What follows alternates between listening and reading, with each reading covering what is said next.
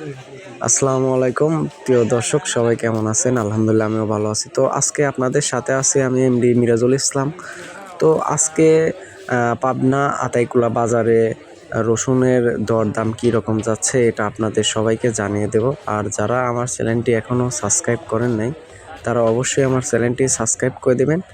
আর আপনারা দেখতেই পারছেন যে আজকে রসুনের মোটামুটি ভালোই আর কি বাজার যাচ্ছে। তো আজকে এই রসুনগুলা যেগুলো হচ্ছে আর কি টাকে আমদানি হচ্ছে, যেগুলো উঠানো হচ্ছে, সেগুলা আপাতত এই সব পাইকারি মালগুলা হচ্ছে চলে যাবে হচ্ছে রাজশাহী যাওয়ার পরে এগুলা কী দামে সেল হবে সেটা আর কি সেটা পরবর্তী ভিডিওতে আপনাদের সবাইকে জানিয়ে দেব।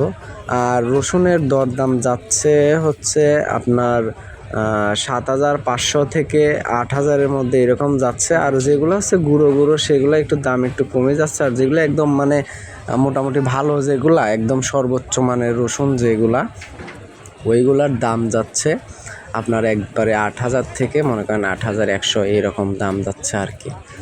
আর আপনারা তো জানেনই মোটামুটি বাজারের আর কি পরিস্থিতি। তো আশা করা যায় আগামী কিছুদিনের মধ্যেই আর কি কৃষক ভাইদের মুখটা উজ্জ্বল হবে। কারণ কি কিছুদিন পরে আর কি মোটামুটি রসুন পেঁয়াজের সব কিছুর দাম আর একটু হবে আর কি। তো আর কি আমাদের প্রধানমন্ত্রী শেখ হাসিনা চলে যাওয়ার পর আর কি একটু লোকসানের দিকে চলে গেছে আর কি। এই জন্য হচ্ছে মোটামুটি সব কিছুর দামই আর কি কমে গেছে। তাই যারা এখনও আমার চ্যানেলটি সাবস্ক্রাইব করে নেই আজকের বাজার, তো তারা অবশ্যই আমার চ্যানেলটি সাবস্ক্রাইব করে দেবেন।